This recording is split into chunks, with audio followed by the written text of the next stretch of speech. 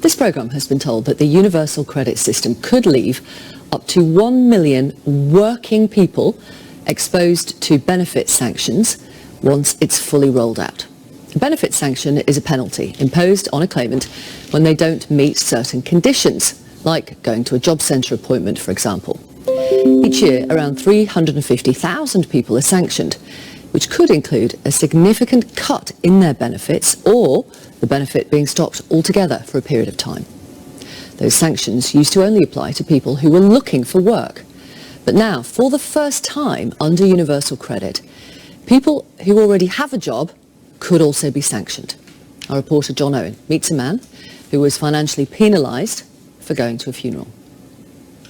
You're waking up in the morning thinking, is this the final day when you're going to be told to leave? Waiting for information from the benefits to see, well, from Universal Credit, to see if they are going to look into the matters, if they are going to resolve issues, if they are going to reinstate the payments and reduce the sanctioning. Until you know that information, then you're going to be worrying each day. And it's not just a case of each day, it's each hour, each minute, because you don't know what's going to happen next. And it's distressing. Nobody should be having to worry like that. Conditionality, or the requirement for claimants to do certain things like look for work or attend meetings at the job centre in order to continue receiving benefits, has been a feature of the welfare system for years. Those who fail to meet their obligations risk being sanctioned and could face a partial reduction in benefit payments or even their benefits being stopped altogether. And now, experts have told this programme that a dramatic expansion of conditionality in the welfare system that puts many more people at risk of being sanctioned is currently underway. We're talking about the number of people subject to conditionality being very close to doubled. And this programme has heard evidence of sanctions being applied inappropriately and disproportionately, and of people being forced into rent arrears, debt and destitution as a result. When people are sanctioned, there is an increased likelihood, indeed a definite association, that people will end up coming to our food banks. The government says that the number of people being sanctioned each year is falling. But the welfare system is currently undergoing the biggest shake-up for a generation, as every month thousands of claimants move from legacy benefits like job seekers allowance and onto the new universal credit system, which merges 6 benefits into a single monthly payment. With that shift will come a sharp increase in the number of claimants who will be exposed to the risk of being sanctioned. That's because universal credit means that people in low-paid work, as well as those who are out of work, will face the possibility of losing their benefits if they fail to meet obligations set out by the government. For the first time, we've got a benefit system which is effectively saying to people who are already working part-time, often in low-paid, low-status work, that you need to search for more work. By one estimate, an extra 1 million people who are receiving in-work benefits will face the possibility of being sanctioned once the rollout of universal credit is complete. No country in the world has ever attempted such a system. This is a complete novelty, and nobody actually has any idea whether it will work. The government says conditionality in the system is all part of helping people to get back into work or to increase their income once they're in work. They say that sanctioning is appropriate in cases where claimants fail to live up to their commitments. But how do sanctions operate in practice? Gareth Forrest, a former employee of the Department of Work and Pensions, lives in Preston with his partner. He now works intermittently and receives universal credit. In recent weeks, he's received heavy sanctions and may now be facing eviction as a result of falling behind with the rent. The normal allowance should be about £705. The most recent sanction was £503, which left £202. That's everything included, trying to get your rent and you pay for your utilities, for food and basic needs. Having lost the bulk of his income due to these recent sanctions, he says he could be homeless in a matter of days. He has made use of hardship payments, but these are limited and have to be repaid. As a universal credit claimant, he also has experience of being sanctioned whilst in work as a result of not looking for more hours. I have faced sanctions whilst I have been in work. There've been deductions where you tell them that you're working so many hours and they tell you to find more. Gareth says that one of his more recent sanctions resulted from attending a funeral instead of going to a meeting at the job centre. Correct, I had to attend the funeral, which it clashed with an appointment at the job centre. And I did phone the contact centre up to say that I wouldn't be able to attend and why I couldn't attend. I even had a phone call from the job centre on the day of the funeral, and they actually thought that I was not there. They were saying that, are you sure you're at the funeral? You're not lying. After providing the order of service from the funeral, Gareth was told that the sanction would be cancelled, but soon after he received another letter saying exactly the opposite. And I received a letter from them saying that they'd looked at the decision, they'd looked at the evidence, and there'd be no sanctions. And then a week later, I received another letter from the contact centre saying that they were actually imposing sanctions for the same information, the same reason of not attending interviews. On another occasion, Gareth had secured a short-term contract working for HMRC. When he went to the job centre to explain this and to say he'd be unable to attend a future meeting, he was told that the contract he'd brought as evidence might be fraudulent and that he would still need to attend his next job centre meeting. But well, you need to come to this meeting. We don't care how you do it, you just got to get there, get to this meeting. Which I did ask at the time. I actually asked the boss, my manager, to get some time off to finish early, which they allowed me to do that. Now most places won't allow you to do that. Gareth explained the psychological pressure of living with the threat of sanctions that he says are often applied inconsistently and without compassion. You get anxious.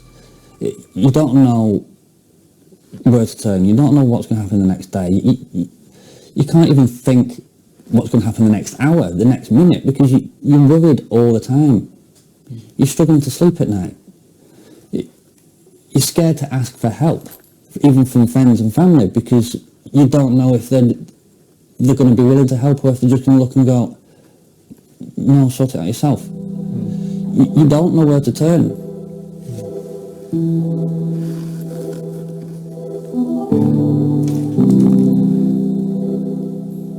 And it's distressing. For people like Alison Inglis-Jones, a trustee at the Trestle Trust network of food banks, stories like Gareth's are all too familiar. She says that sanctions are a major factor in people being forced to rely on food banks. We've just finished 4-year research with Oxford University into the drivers to food banks, and what we see is that when people are sanctioned, there is an increased likelihood, indeed a definite association, that people will end up coming to our food banks. Well, I'm a volunteer in a number of food banks across London, and some of the stories I have heard and seen are absolutely tragic. For instance, I met a lady who had a miscarriage in the playground while she was dropping off her 2 children, taken by ambulance to the hospital, and she missed her interview at the job centre. So, and she was sanctioned. We've had a man come in who told, indeed, the job centre that he was going to go to his father's funeral. He asked if he could have the timing of the interview moved. They said no, so he decided to go to his father's funeral. David Webster is a leading authority on the welfare system, and he's concerned that the use of sanctions amounts to a form of what he calls extrajudicial punishment and a parallel legal system operating without the safeguards found in the courts. At the moment, there are around 400,000 sanctions a year. Some of those are repeat sanctions on the same people, so the number of people being sanctioned in a year is possibly around 300 or 350,000. What it boils down to is that it's a parallel penal system. It's a full-blown penal system, a system of punishment for supposed offences. Now, in the courts, in the mainstream courts, there's a whole battery of safeguards which have been built up over the centuries, basically, to ensure that citizens don't get wrongly convicted and punished.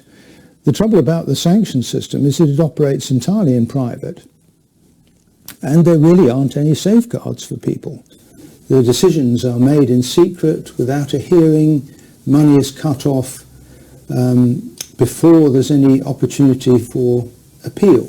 David explained that Universal Credit currently has a higher rate of sanctioning than its predecessors, and that once it's completely rolled out, more people than ever will be vulnerable to being sanctioned. Under Universal Credit, what we're going to be seeing is people who never escape this system of conditionality, who are always under the thumb of the job centre, because even when they're in a job, they're not earning enough to escape the conditionality that's now being imposed on people who are in work. So I don't think people have realised quite how drastic this system is and what an extraordinary extension of the control of the state over individuals' lives it is, and what an extraordinary attack it is on the rights of the citizen.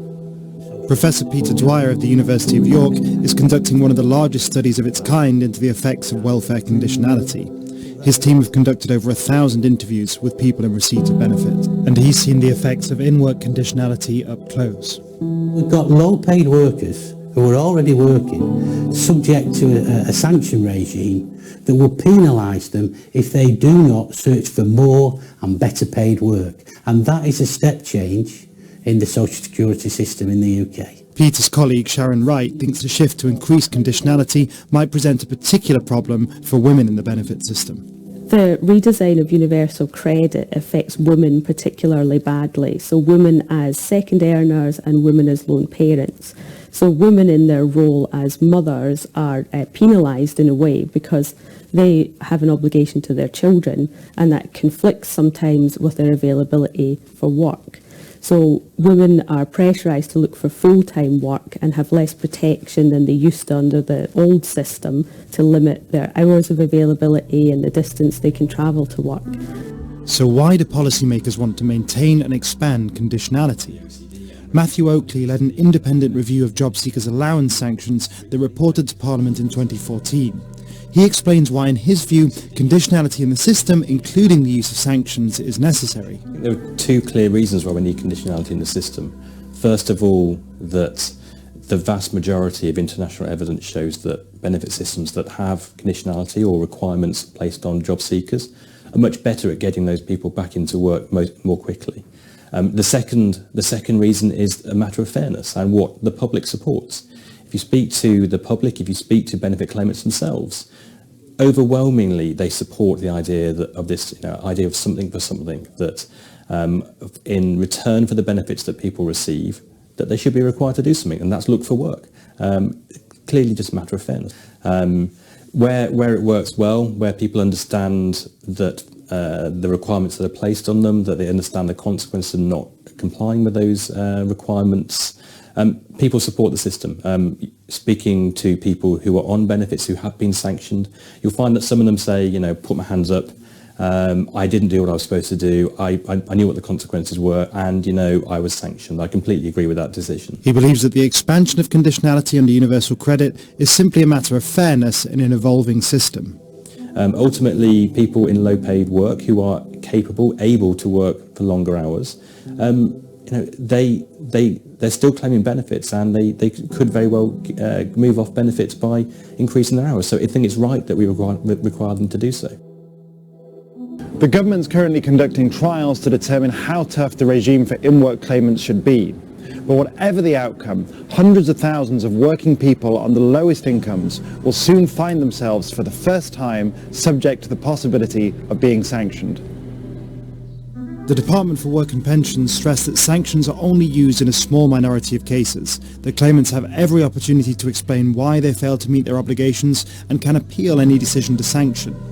But the newly appointed Work and Pensions Secretary, Esther McVeigh, who has previously spoken in support of the sanctions system, will now, no doubt, be considering the potential political consequences of expanding conditionality under universal credit.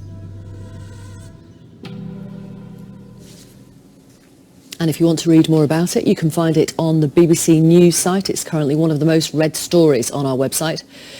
Now, the Department of Work and Pensions tell us that they are, quote, committed to helping people improve their lives, and Universal Credit is helping people into work faster and, for the first time, helping them earn more in work. They say it's reasonable that people have to meet certain requirements in return for their universal credit payment, just like under the old system. These are agreed with people in advance and are realistic and achievable. Sanctions are only used when someone has failed to meet the requirements without good reason. This is in a small minority of cases, and people are given every opportunity to explain why they have failed to do so before a decision is made. Thank you very much for your messages this morning. You are telling me your experiences of being sanctioned. This tweet from Holly: I was sanctioned for attending training to better myself in my career. It took them over 3 months to realise the mistake, plunging me into debt. This email from Jenny. I once got sanctioned for leaving a job that hadn't paid me for nearly 3 months. I was facing eviction because I couldn't pay my rent. I had bailiffs at the door for non-payment of council tax and had been unable to pay my childcare fees. Still, I was sanctioned, as the job centre deemed I had made myself willingly unemployed. It would appear we are now required to work for free, yet somehow still pay the bills. And Faye on Facebook says, I'm petrified of universal credit coming to my area. I'm self-employed and will be subject to scrutiny every month and a minimum income floor. How am I supposed to know what I will receive from one month to the next? If you're getting in touch, you're very welcome. Send me an email, victoria@bbc.co.uk. You can message us on Twitter, or this Facebook and WhatsApp as well.